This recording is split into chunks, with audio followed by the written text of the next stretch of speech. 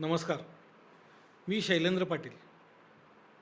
बेकीज bakery present Patil की या पॉडकास्टमध्ये आपल्या सगळ्यांचं सहर्ष स्वागत आहे. मंडळी, आज धावपळीच्या युगामध्ये आपण प्रगती तर केली, पण हे करत असताना एक महत्त्वाचं धन मागं पडतं असं मला वाटतं. ते म्हणजे आरोग्यधन. बदलत्या जीवनशैलीमध्ये आपण अनेक गोष्टी साध्य करत असताना त्यासोबतच by one get one free सारखं सुखसोयींबरोबरच आपण काही आजारांना निमंत्रण देतोय असं मला वाटतं. बैठी जीवनशैली, खाण्यापिण्याच्या वेगवेगळ्या सवयी, व्यायामाचा अभाव आणि सगळ्यात महत्त्वाचं म्हणजे मानसिक ताणतणाव याचा एकत्रित परिणाम माणसाच्या आरोग्यावर होतोय का, आणि होत असेल तर ह्या चक्रातून बाहेर कसं पडायचं यावरती मार्गदर्शन करण्यासाठी आज आपल्या स्टुडिओमध्ये आलेले आहेत पोटविकार आणि पित्तविकार तज्ज्ञ डॉक्टर प्रताप गोळे सर. गोळे सर जरी पोटविकार आणि पित्तविकार तज्ज्ञ असले तरी जीवनशैली आणि त्याचे परिणाम हा त्यांचा अभ्यासाचा विषय राहिला आहे. डॉक्टर गोळे सर, तुमचं पॉडकास्टमध्ये सहर्ष स्वागत आहे. नमस्कार. पाटील पाटील घेऊन आला पाटील की. Presented by Bakey's Bakery. Doctor साहेब, मगाशी म्हटलं तसं आधुनिक जीवनशैलीनं आपल्याला सुखसोयी दिल्या, पण त्याचबरोबर कुठल्या समस्या आपल्याला मोफत दिल्या? आधुनिक जीवनशैली ही जशी जशी बदलत चालली आहे शैलेंद्र, त्याच्यामध्ये माणसाचा जो काही प्रवास आहे ना, तो मुळातच आपल्याला आपलं काम, आपलं दैनंदिन जे काही टास्क आहेत ते कसे सोयीस्कर करता येतील ही मानवाच्या उत्क्रांतीची खरी मेक आहे. आता काय झालं की ह्या सोयींकडनं सुखाकडे आपण गेलो आणि मग त्याच्यामुळे ह्या सोयी करता करता आपल्याला आरोग्याच्या समस्या निर्माण झाल्या. त्याच्यामध्ये मग डायबिटीस असो, रक्तदाब असो, हृदयविकार असो, मेंदूचे विकार असो, हे सगळ्यांचं नातं निश्चितपणे लाईफस्टाईलशी आहे याबद्दल काही शंका असायचं कारण नाही. याच्याशिवाय ना झोपेच्या समस्या आहेत की नीट शांत झोप लागत नाही, फ्रेश वाटत नाही, प्रतिकारशक्ती ही मॉड्युलेट झालेली आहे. म्हणजे जसा रिस्पॉन्स शरीराने एखाद्या आजाराला, एखाद्या इव्हेंटला द्यायला हवा तसा नाही देत आहेत आणि त्याच्यामुळे संधिवाताचं, कॅन्सरचंही प्रमाण वाढलं आहे. थोडक्यात सांगायचं झालं तर असं म्हणता येईल ही बदलती लाईफस्टाईल ही आपल्या अनारोग्याच्या प्रत्येक समस्येच्या मुळाशी जाऊन बसली आहे आणि तेच खरं नवीन युगाचं आपल्याला मिळालेलं सुखातलं दुःख आणणारं देणं आहे. काय झालं आहे माहिती आहे का? तुम्ही विचार करा की कसे जगत होतो आपण. एक 40 वर्ष मागे जाऊया.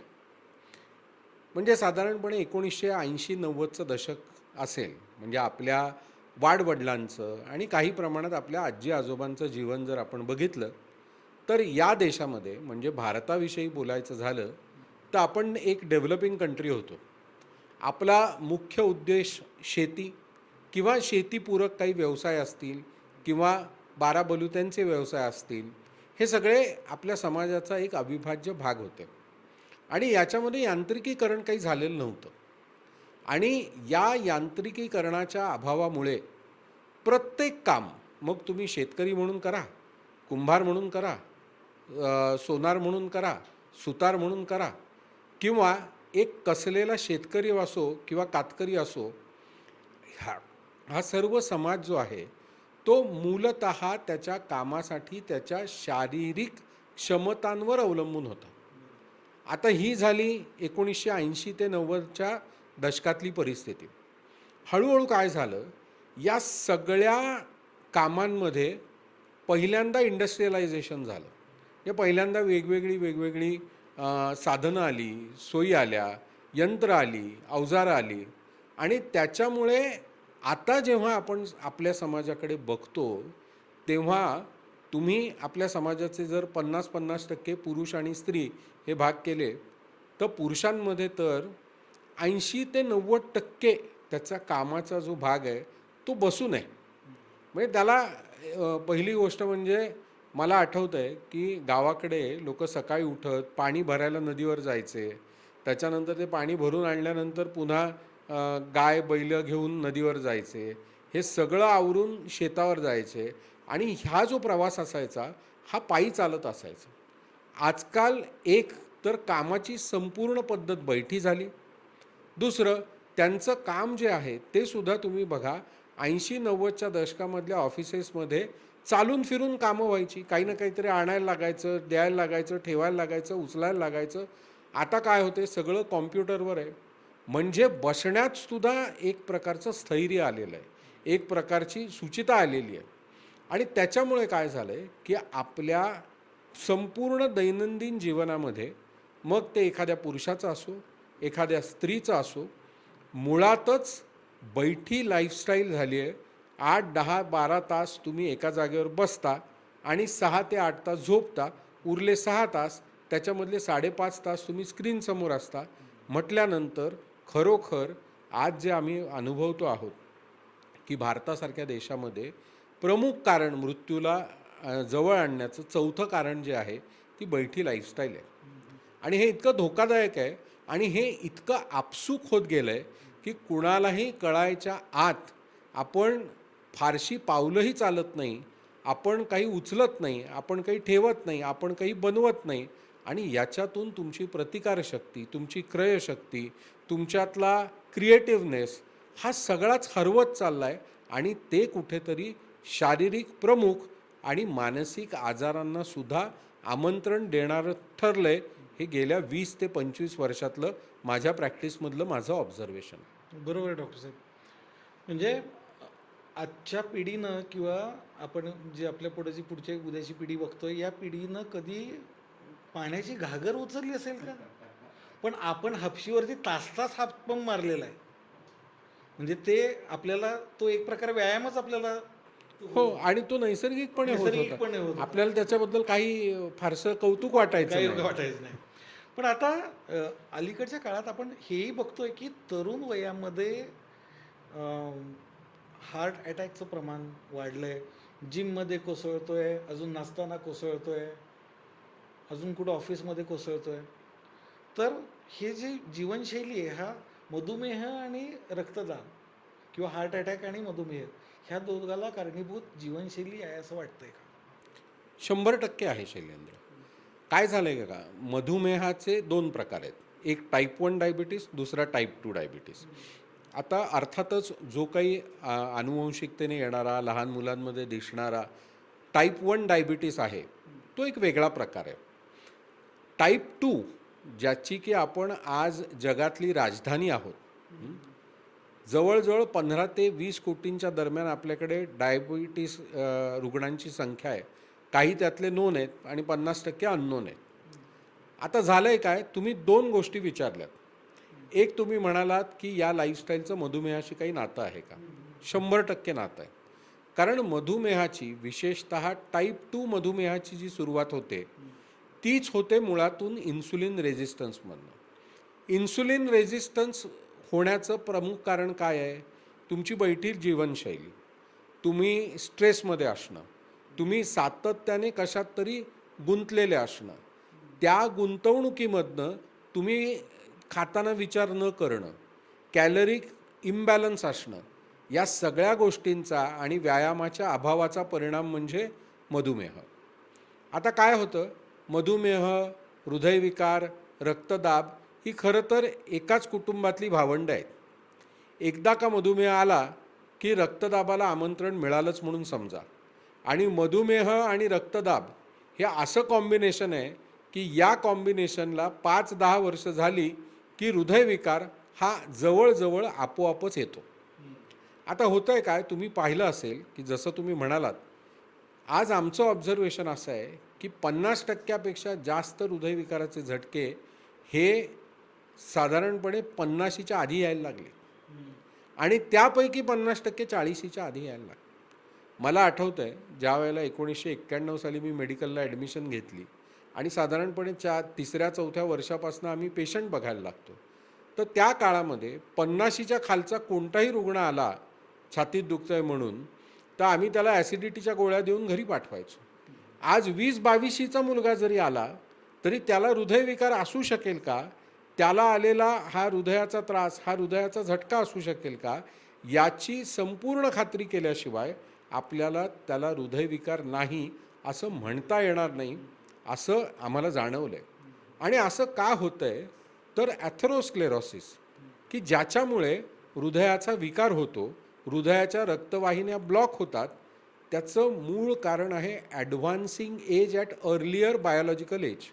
म्हणजे काय, की त्या माणसाचं लेखनामध्ये वय 20 वर्ष आहे, पण तो इतका स्थूल झालेला आहे, तो इतका स्थिर झालेला आहे, त्याच्या जीवनामध्ये इतकी संथ गती आलेली आहे की तो जरी पेपरावर 20 वर्षाचा असला तरी तो वागतोय 40 वर्षाच्या माणसासारखा. त्याच्या विचारांमध्ये स्थिरता नाही, त्याच्या शरीरामध्ये नको तेवढी स्थिरता आहे.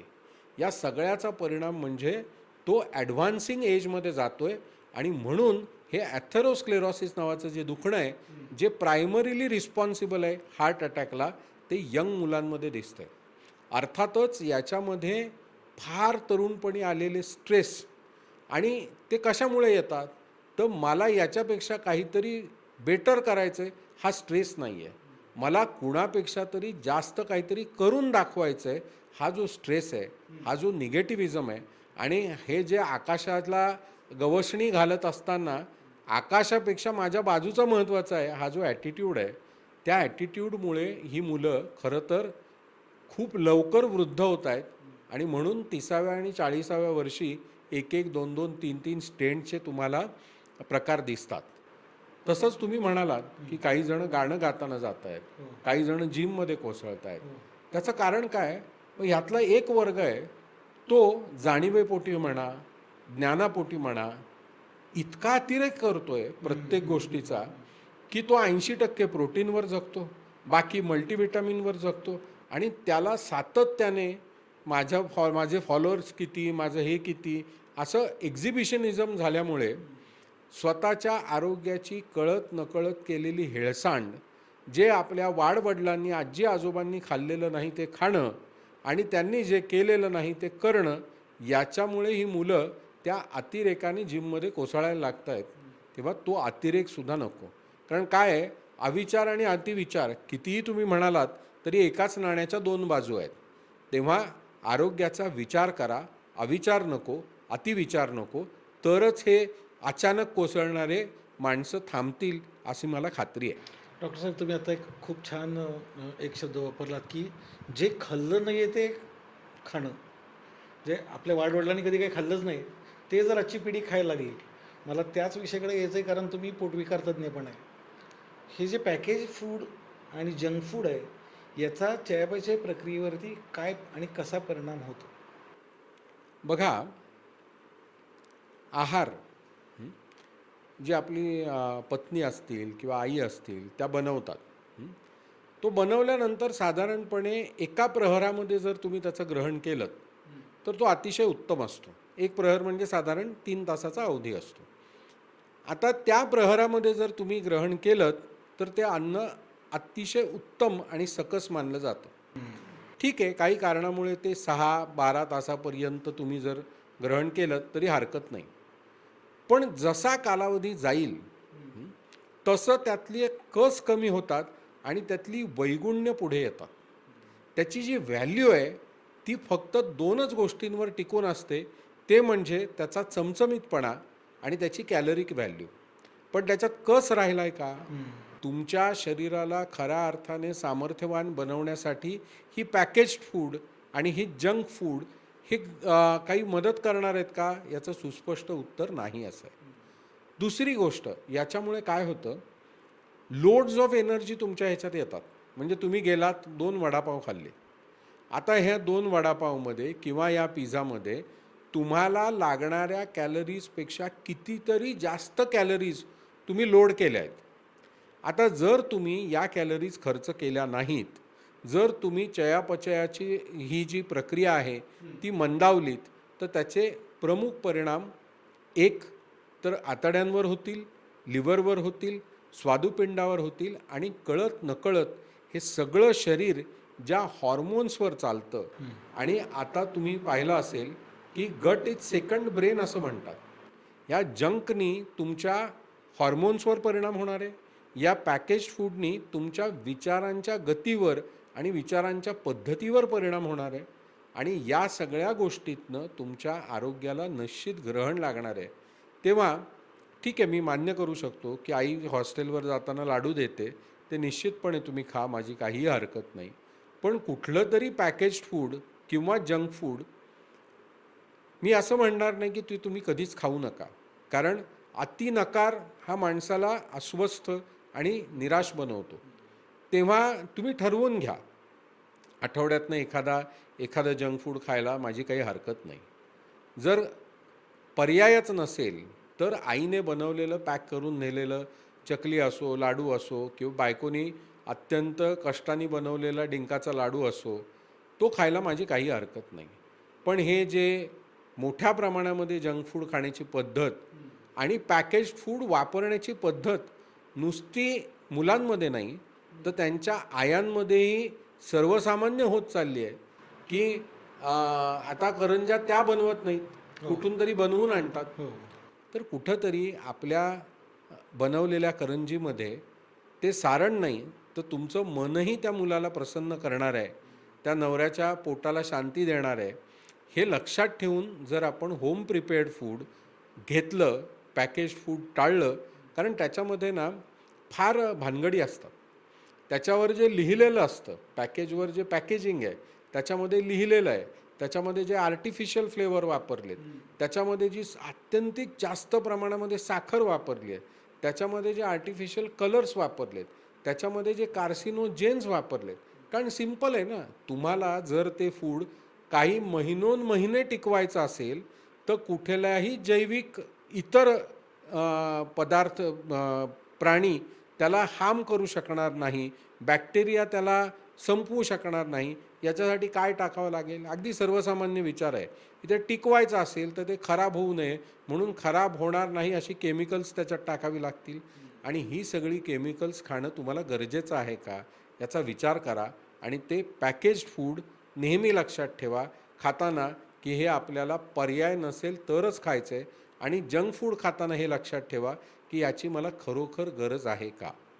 मला काही पर्यायच नसेल आणि खूप हौस असेल तर एखादा बाईट घ्यायला हरकत नाही, पण त्याच्या पुढे जाऊ नका, कारण ती अनारोग्याची नांदी आहे.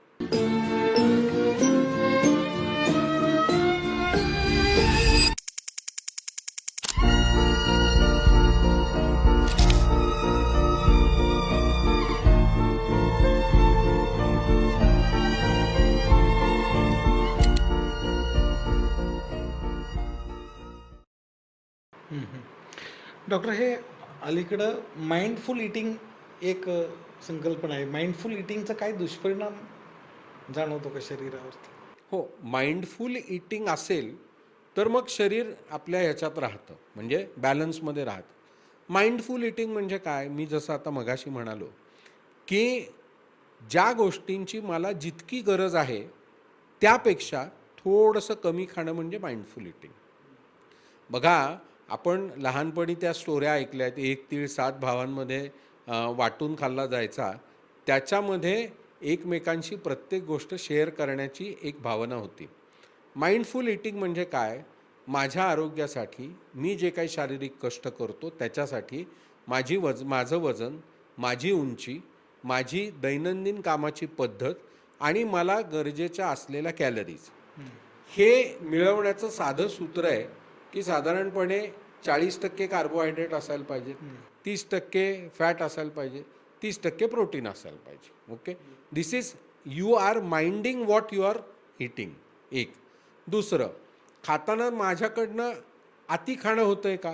म्हणजे आवडला म्हणून 1 गुलाबजाम खाल्ला मान्य आहे, पण 4 गुलाबजाम खाणे, पिझ्झा तो चीज बेस्ड पिझ्झा असतो अख्खा संपवणे. अरे तुला या एवढ्या कॅलरीजची गरज आहे का? किंवा एखाद्या लग्नात गेला आहे किंवा एखाद्या कार्यक्रमात गेला आहे म्हणून मुद्दामून ते ताट भरून खाण्याची गरज आहे का? याला म्हणतात माइंडफुल ईटिंग. मला जेवढं गरजेचं आहे ते माझ्या मनाची आणि तनाची तृप्ती करणारं तेवढं मी निश्चित खाईन, पण त्यापेक्षा एकही घास मी माझ्या पोटात मुद्दामून ढकलणार नाही. असं ठरवून खाणं म्हणजे माइंडफुल इटिंग.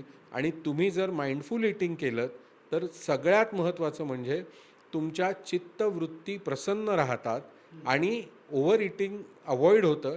आणि त्याच्यामुळे ओव्हर इटिंगमुळे येणाऱ्या ज्या काही समस्या आहेत त्यापासून सुद्धा तुम्ही स्वतःला निश्चितपणे दूर ठेवू शकता. हे महत्त्वाचं.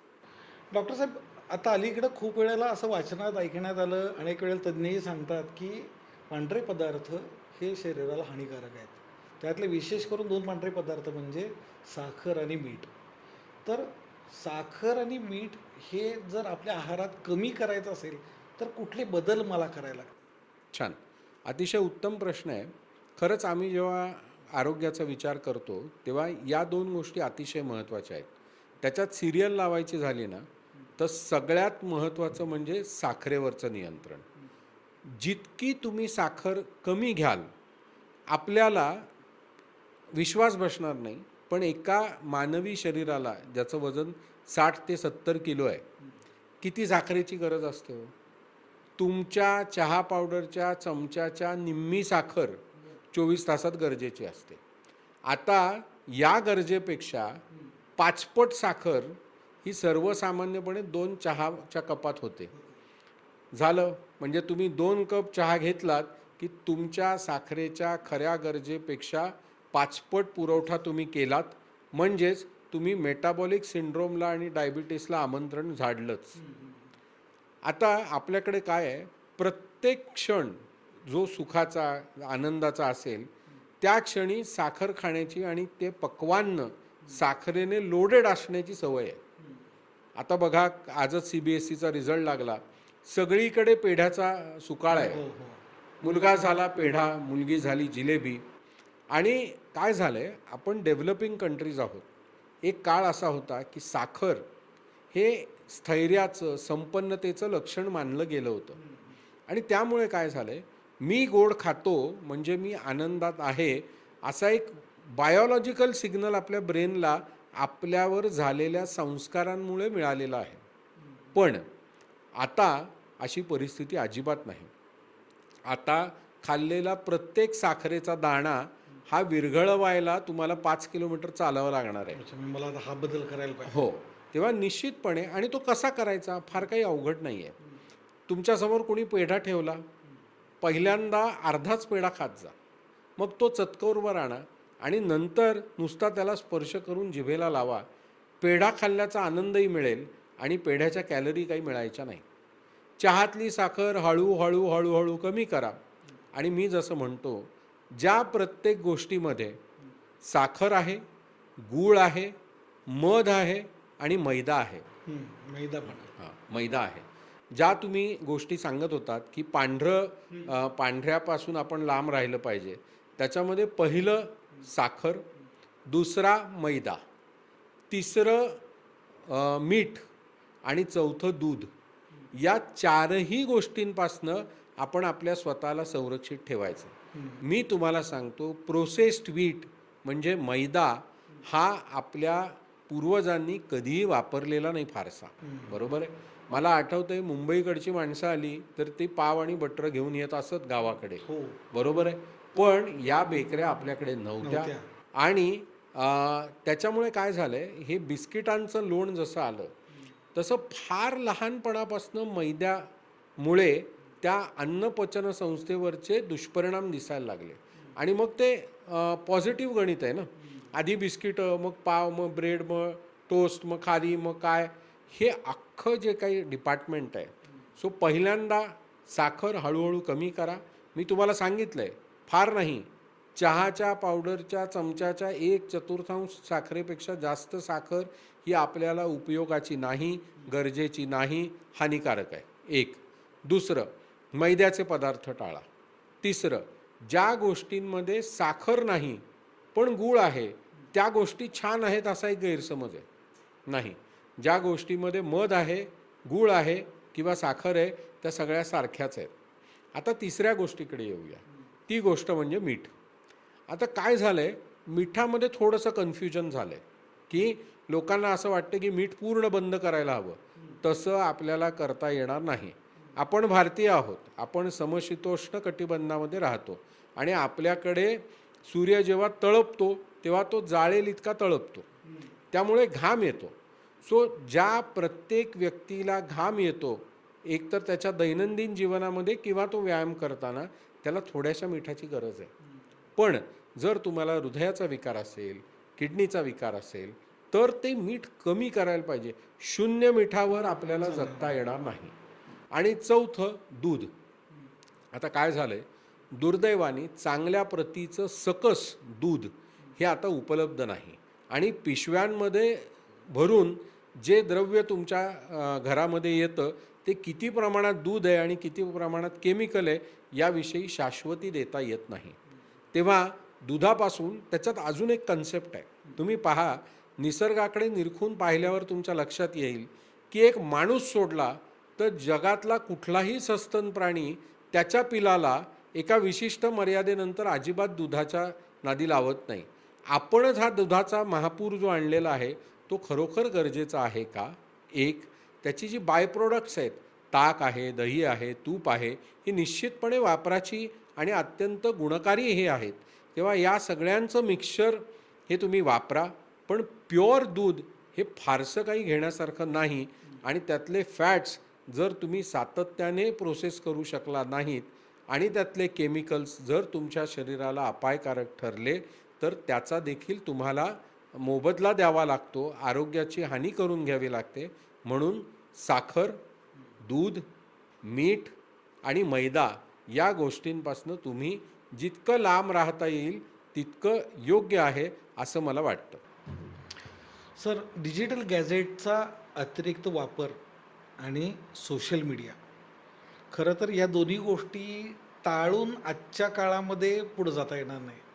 पण याचा अतिरेक वापर झाल्यामुळं जो ताण येतोय तर तो कसा मॅनेज करावा? निश्चितच.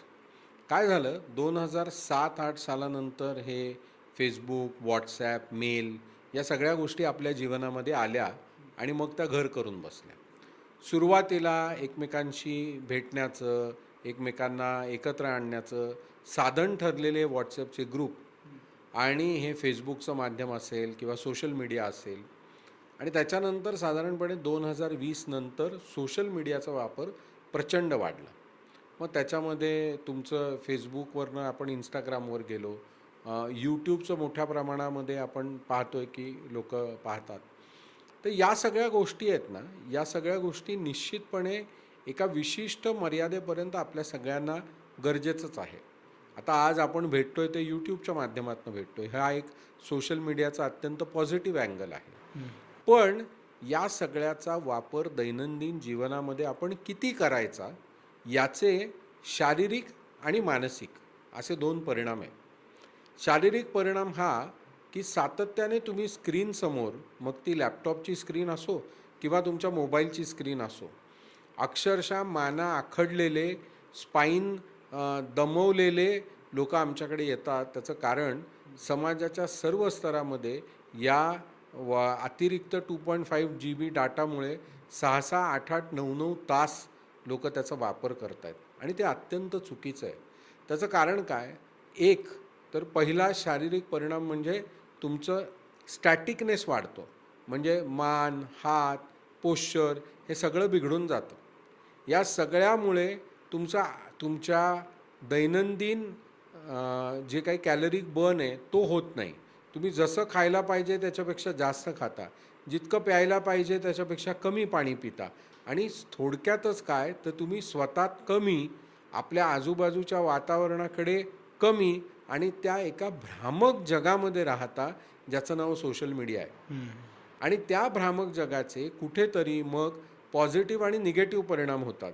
ज्यावेळेला कोणीतरी तुम्हाला सोशल मीडियामध्ये अप्रिशिएट करतं त्यावेळेला प्रत्यक्षात तो माणूस तुमच्या तितक्या जवळचा नसताना तो तुम्हाला जवळचा वाटायला लागतो. आणि एखादा जेव्हा तुम्हाला अप्रिशिएट करत नाही तेव्हा विनाकारण तुम्ही नैराश्याचे बळी ठरू शकता. आणि प्रत्यक्षात तुम्हाला मिळालेल्या त्या लाईक्समधनं तुम्हाला खरोखर काही व्यक्तिगत जीवनामध्ये फरक पडणार आहे का, हा महत्त्वाचा भाग आहे. तेव्हा तुम्ही ठरवून घ्या, सोशल मीडियाला आणि या सगळ्या इलेक्ट्रॉनिक गॅजेट्सना आपल्या कामाव्यतिरिक्त फार फार तर तुम्हाला तास किंवा 1.5 तास देता येईल. त्याच्यापेक्षा जास्त अजिबात गरज नसते. अर्थात तुमच्या ऑफिससाठी, तुमच्या शिकण्यासाठी तुम्ही त्याचा वापर करणं हे अतिशय उत्तम आहे. पण नियम लावून पहिली गोष्ट म्हणजे तुमच्या घरातल्या लहान मुलांच्या हातामध्ये कुठलेच डिजिटल हे देऊ नका, इन्स्ट्रुमेंट्स देऊ नका. तुम्ही त्यांच्या मेंदूची वाढ खुंटवताय हे लक्षात घ्या, पहिली गोष्ट. दुसरी गोष्ट, एका विशिष्ट वयानंतर जर अभ्यासासाठी मुलांना त्याची गरज असेल तर विशिष्ट मर्यादित वेळेसाठीच डिजिटल इन्स्ट्रुमेंट्स तुम्ही द्या. आणि मी तुम्हाला सांगतो, हे जर तुम्हाला तुमच्या नवीन पिढीमध्ये इन्कल्किटेट करायचं असेल तर तुम्ही पालक म्हणून स्वतः त्या डिजिटल इन्स्ट्रुमेंटचा वापर कमी केल्याशिवाय आणि तुमच्या मुलांना तो वेळ व्यक्तिगत इंटरॅक्शनसाठी दिल्याशिवाय ही परिस्थिती बदलणार नाही.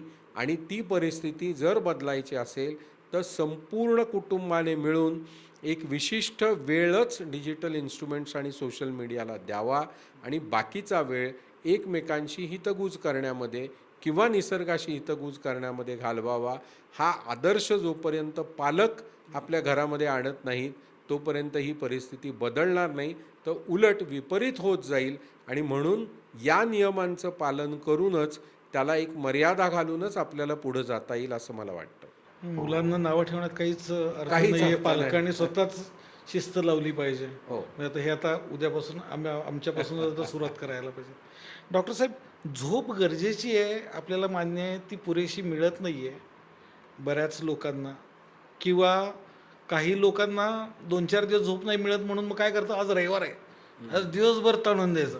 मग तो मॅच करतो आठवड्याभराची जी काही झोप झाली किंवा कमी झाली ते. याचा शारीरिक आणि मानसिक क्षमतेवरती काय परिणाम होतो का जर झोप पुरेशी नाही झाली तर? हा अतिशय उत्तम प्रश्न आहे. मी तुम्हाला सांगतो, मी नेहमी माझ्या पेशंट्सना सांगतो की तुमचा मोबाईल 20,000चा आहे का 2 लाखाचा आहे महत्त्वाचं नाही. गाडी 2 लाखाची आहे का 20 लाखाची आहे महत्त्वाचं नाही. जसं गाडीला डिझेल आणि जसं मोबाईलला चार्जिंग तसं शरीराला झोप इतकी ती आत्यंतिक महत्त्वाची आहे. लहान मुलं भराभर वाढताना तुम्हाला दिसतात. तुम्हाला हे दिसतं का की ती सगळ्यात जास्त झोपतात?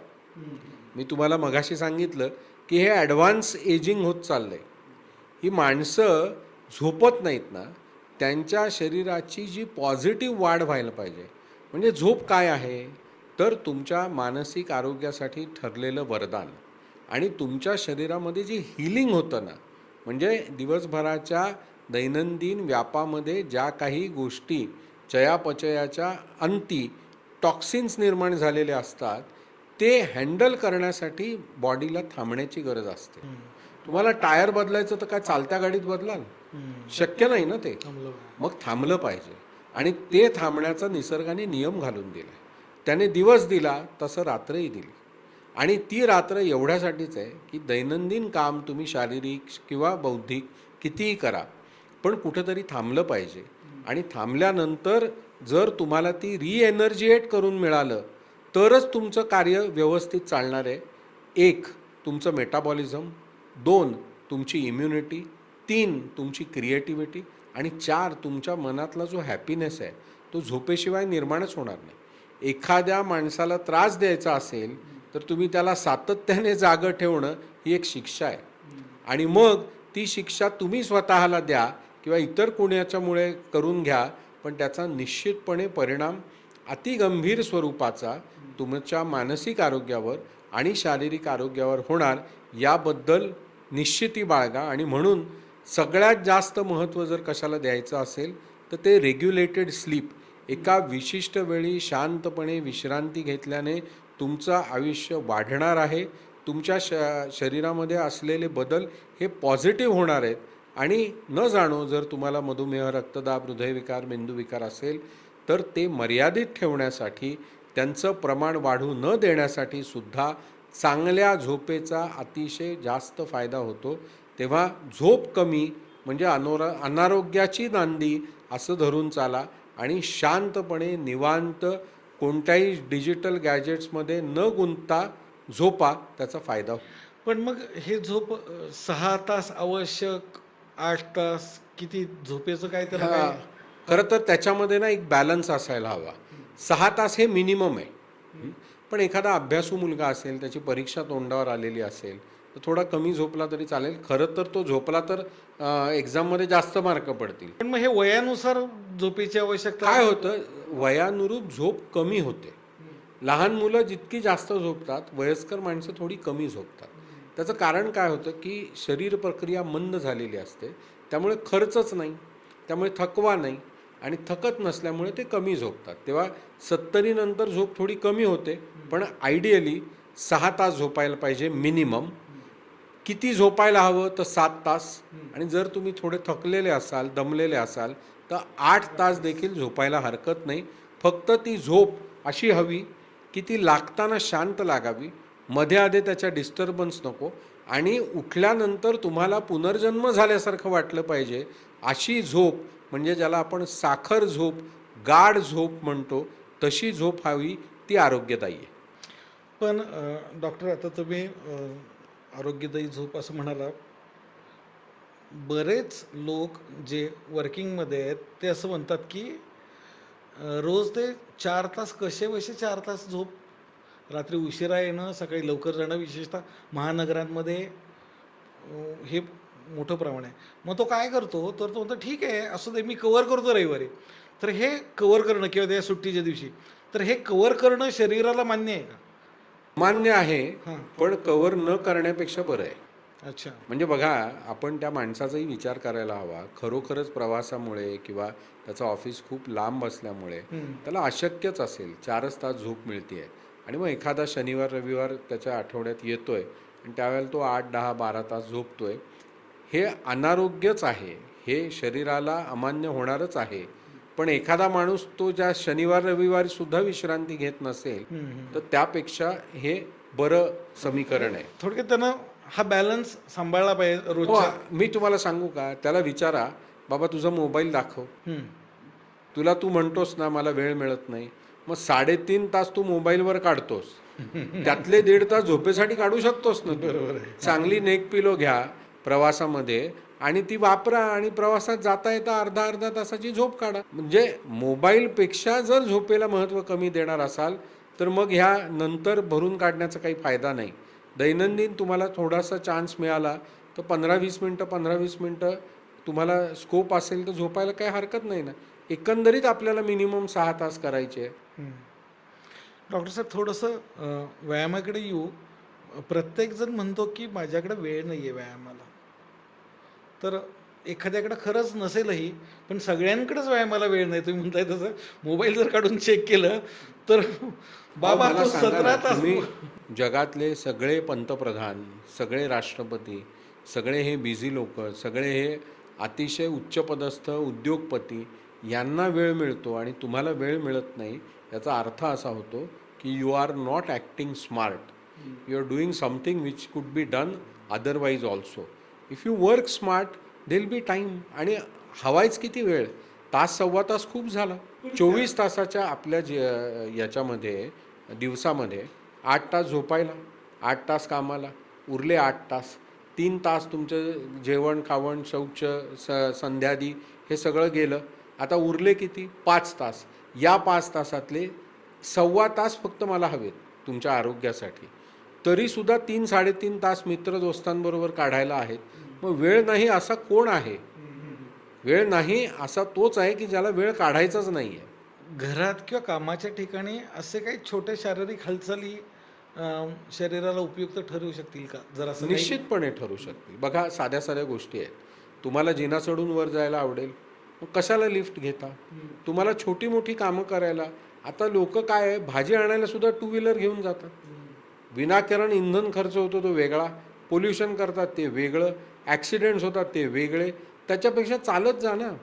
जर तुमचं डेस्टिनेशन हे 20 मिनिटापेक्षा जास्त असेल तरच मी गाडी काढेन असं ठरवलं तर या छोट्या छोट्या 2 व्हीलर्सचा ना वापर 70% कमी होऊन जाईल.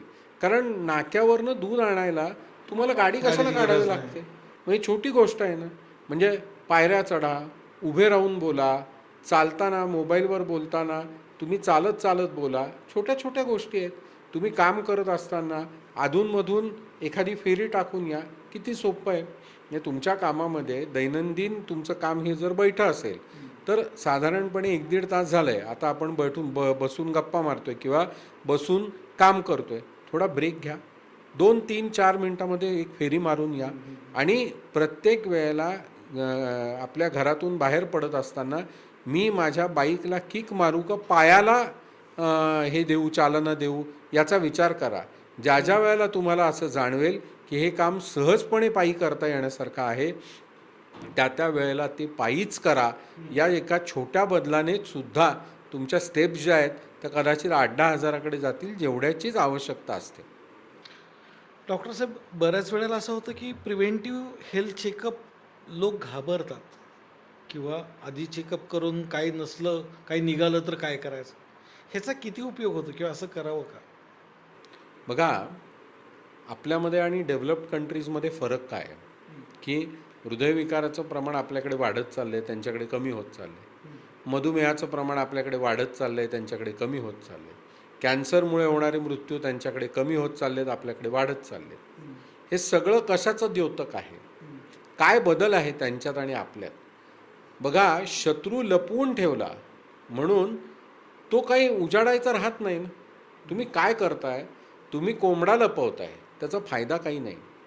बघा, नवजात अर्भकाच्या जरी टेस्ट केल्या आणि काही जे आजार नंतर पालकांना हतबल करून सोडतात ते जर पहिल्या काही दिवसांमध्येच कळले तर त्या मुलाचं जीवन पूर्णपणे बदलून टाकता येतं. जी कथा मुलांची तीच कथा मोठ्यांची.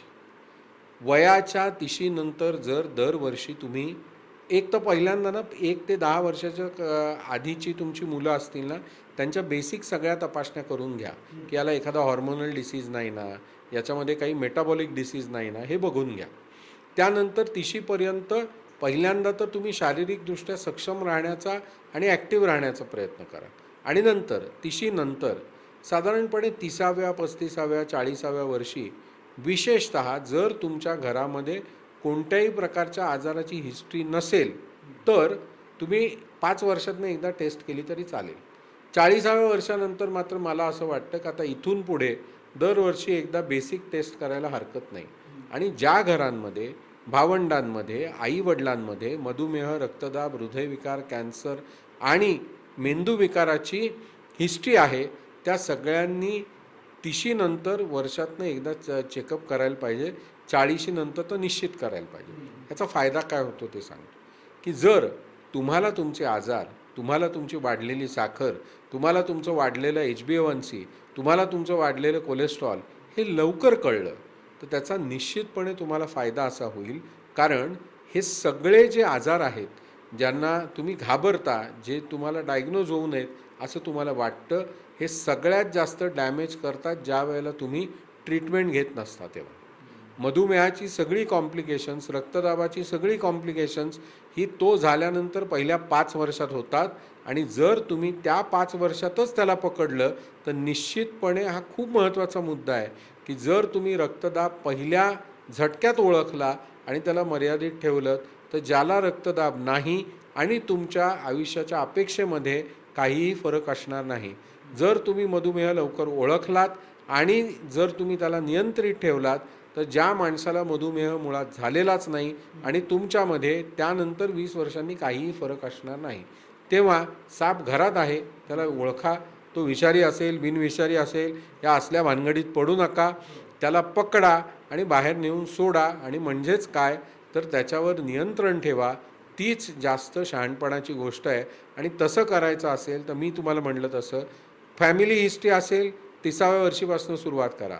फॅमिली हिस्ट्री नसेल 40व्या वर्षानंतर वर्षातून एकदा तुमचंच नाही तर तुमच्या पार्टनरचं सुद्धा संपूर्ण ब्लड चेकअप करून घ्या. आणि लागेल तसं एखाद्या डॉक्टरांना फॅमिलीतल्या दाखवून त्यांनी काही सांगितलं तर ॲडिशनल टेस्ट करून घ्या. विशेषतः ज्या गोष्टी इझिली करेक्टेबल आहेत, vitamin D deficiency, iron deficiency, vitamin B12 deficiency, या जर तुमच्यामध्ये, तुमच्या पार्टनरमध्ये, तुमच्या मुलांमध्ये, तुमच्या पालकांमध्ये असतील तर अतिशय साध्या औषधांनी, उपायांनी त्या नीट करता येतात आणि त्याचे फायदे मात्र अनंत असतात. आणि म्हणून preventive health checkup not only to diagnose diseases but to know the deficiencies is very very important. Doctor साहेब, पिण्याच्या पाण्याचं योग्य प्रमाण आणि वेळेवर जेवण खरं तर ही खूप साधी वाटणारी गोष्ट आहे, पण माणसाच्या आरोग्यामध्ये क्रांतिकारी बदल करू शकते का? हो, निश्चितपणे. मी तुम्हाला सांगतो, निसर्गाने दिलेली जी औषधं आहेत आपल्याला फुकटात आहेत सगळी, आणि त्याच्यामुळे आपण त्याचा वापर करत नाही. आता मी तुम्हाला सांगितलं की तास सव्वा तास चालायला पाहिजे. म्हणजे काय सांगितलं?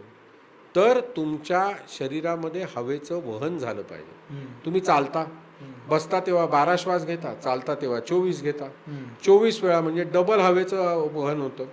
या वहनामुळे काय होतं, शरीरातला शेवटची जी पेशी आहे, तो जो सेल आहे, तिथपर्यंत ऑक्सिजन जाऊन पोहोचतो.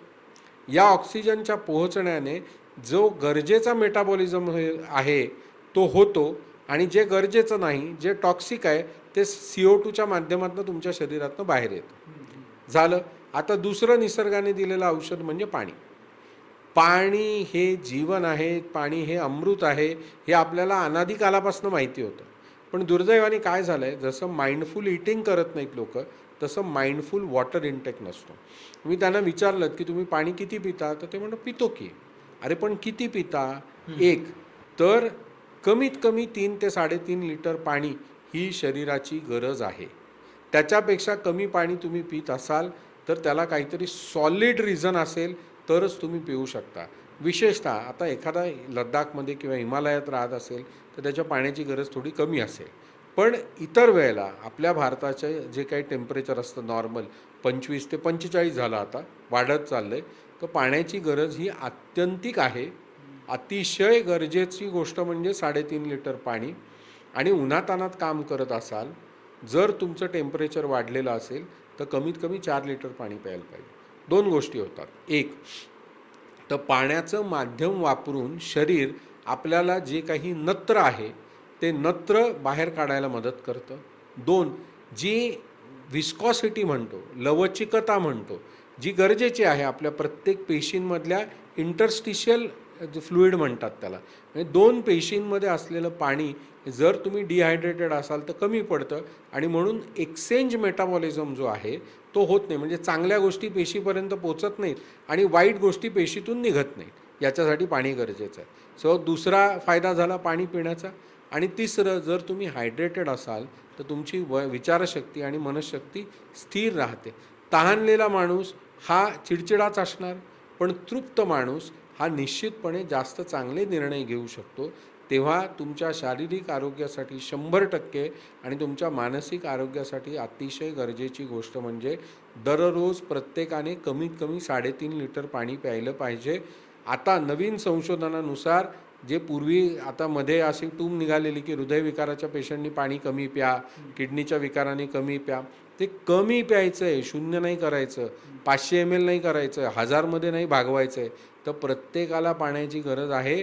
त्यामुळे डॉक्टरांनी फार स्ट्रिक्टली रिस्ट्रिक्ट केल्याशिवाय, म्हणजे तशी कंडिशन असल्याशिवाय काही दिवसांसाठी पाणी कमी पिलं तर चालतं, पण अदरवाईज प्रत्येकाला तो हेल्दी असो किंवा आजारी असो पाण्याची गरज आहेच, आणि ती भरपूर प्रमाणामध्ये आहे. आणि त्याचा आपण एक नियमावली केली पाहिजे आणि सातत्याने पाणी पित राहिलं पाहिजे. तुम्ही घटघटा पाणी पिऊ नका. एकदाच 1.5 लिटर पाणी पिलं काही उपयोग नाही. 15 मिनिटांनी लघवीला जावं लागेल, पाणी सगळं वाहून जाईल.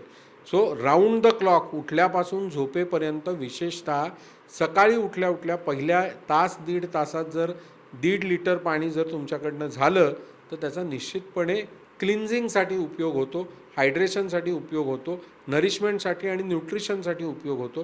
तेव्हा पाणी हे अमृत आहे. ते जितकं रेग्युलरली आणि छान आपण घेऊ, शुद्ध आपण घेऊ, तेवढं आपल्या फायद्याचं. डॉक्टर साहेब, रोगप्रतिकारक शक्ती या माणसाच्या आरोग्यामध्ये महत्त्वाची भूमिका बजावते. ही रोगप्रतिकारक शक्ती वाढवण्यासाठी, कारण जसं वय वाढेल तशी ती शक्ती कमी होत जाते, तर ही नैसर्गिकरित्या वाढवण्यासाठी काय करावं आणि काय टाळावं? पहिली गोष्ट, व्यायाम आणि व्याधी याचं एक नातं आहे. जो व्यायाम करेल त्याला व्याधी होणार नाही, आणि जो व्यसन करेल त्याला व्याधी होईल. प्रतिकारशक्ती तुम्हाला नैसर्गिकपणे वाढवायची आहे. पहिली गोष्ट म्हणजे व्यायाम करा. किती करणार? 1 ते सव्वा तास. काय करणार? चालण्याचा व्यायाम. त्याला जोड काय देणार? तर मेडिटेशन. मग तुम्ही प्राणायाम करा, योगासनं करा, साधारणपणे 15 मिनटं, तासभर चाललात, 15 मिनटं प्राणायाम केलं, प्रतिकारशक्ती वाढते. भरपूर पाणी पिलं, प्रतिकारशक्ती वाढते. वेळेवर आहार घेतलात, प्रतिकारशक्ती वाढते. झोप संपूर्ण असेल, प्रतिकारशक्ती वाढते. म्हणजे प्रतिकारशक्तीचंही कसं असतंय, ती सुद्धा विचार आणि अविचारासारखी असते. प्रतिकारशक्तीने जर दणका दिला तर सगळे सांधेचे आजार होतात, सगळे विकार होतात. तेव्हा ती मॉड्युलेट करणं गरजेचं असतं. म्हणजे ती गरजेपेक्षा कमी नको, त्याने इन्फेक्शन्स परतवले पाहिजेत आणि आपल्याच शरीरामध्ये जे काही सेल्स हे चुकीचं काम करतायत त्यांनासुद्धा तिने नियंत्रित ठेवलं पाहिजे. अशी मॉड्युलेटेड प्रतिकारशक्ती हवी असेल तर पहिलं, व्यसनापासून लांब राहा, व्यायामाच्या जवळ राहा, योगासनं करा, पाणी भरपूर प्या, शांत झोपा, वेळेवर आणि माइंडफुल इटिंग करा. याच पंचसूत्रीमधनं तुम्हाला प्रतिकारशक्ती ही मॉड्युलेट करता येईल. म्हणजे योग्य वेळेला योग्य ती रिॲक्शन प्रतिकारशक्ती देईल. ती हायपर रिॲक्टिव्ह होणार नाही, आपल्याला डॅमेज करणार नाही आणि आपल्या संरक्षणाचं काम मात्र 100% करेल. वा, मस्त. डॉक्टर साहेब, गेले तासभर झालं आपण खूप चांगल्या आणि वेगवेगळ्या आरोग्याच्या पैलूवरती बोलतोय. आता आपण रॅपिड फायर राऊंड घेतोय. तुम्हाला आरोग्यविषयक काही प्रश्न विचारतो, त्याचं उत्तर एका शब्दात द्यायचं आहे. त्यामुळं थोडंसं कठीण आहे, पण तुम्हाला ते थोडक्यात द्यावं लागेल, अगदी एका शब्दातच.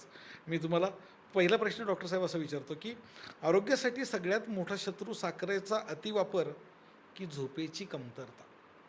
दोन्ही. पण तरी त्यातला सगळ्यात मोठा झोपेची शत्रू- कमतरता. झोपेची कमतरता. निरोगी आयुष्यासाठी सगळ्यात महत्त्वाचा मंत्र काय? व्यायाम आणि संतुलन. संतुलन हाच मला असं वाटतं मंत्र आहे. प्रत्येक गोष्टीत बॅलन्स्ड असायला बॅलन्स असलं पाहिजे. सर, जर वेळ नसेल तर 15 मिनटं योगा का 15 मिनटं जलद चालणं? 15 मिनटं जलद चालणं. सकाळची सुरुवात चहा, कॉफी का कोमट पाणी? कोमट पाणी, त्याच्यानंतर 1 कप छान चहा.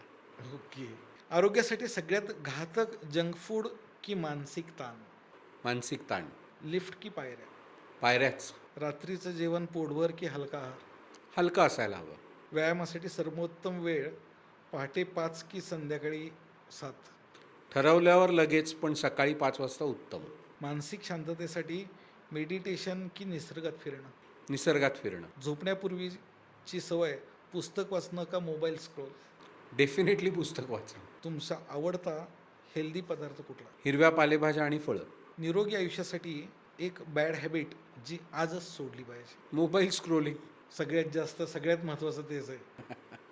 तर मित्रांनो, डॉक्टर प्रतापराव गोळे सरांबरोबरच्या या चर्चेतून एक गोष्ट स्पष्ट झाली की आरोग्य ही काही मिळवायची गोष्ट नाही आहे, तर ती निरंतर पाळायची जीवनशैली आहे.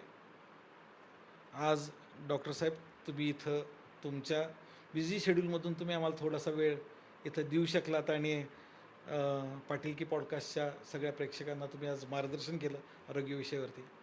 तुमचे खूप खूप आभार. थँक्यू. पाटील की ह्या खूप लोकांना आवडणाऱ्या पॉडकास्टमध्ये तुम्ही मला बोलवलं आणि या निमित्ताने तुमचे जे स्पॉन्सर्स आहेत त्यांचं आणि तुमचं स्वतःचं ही एक छान आपल्या प्रेक्षकांसाठी तुम्ही प्रश्नावली मांडली आणि माझ्याकडनं ती उत्तरं वधवून घेतली. तेव्हा उत्तर तुमच्या चॅनलला आणि तुमचे स्पॉन्सर्स बेकीज यांना यशाची कामना करतो आणि सगळ्याच प्रेक्षकांना एका आरोग्यमयी जीवनाच्या शुभेच्छा देऊन मी थांबतो. थँक्यू. थँक्यू. खूप खूप धन्यवाद सर. डॉक्टर बेकीज बेकरी हे आपल्या पाटील की या पॉडकास्टचे प्रायोजक आहेत. त्यांच्याकडून आपल्यासाठी एक छोटीशी भेट आहे. थँक्यू. पाटील पाटील घेऊन आला पाटील की. Presented by Bakey's Bakery.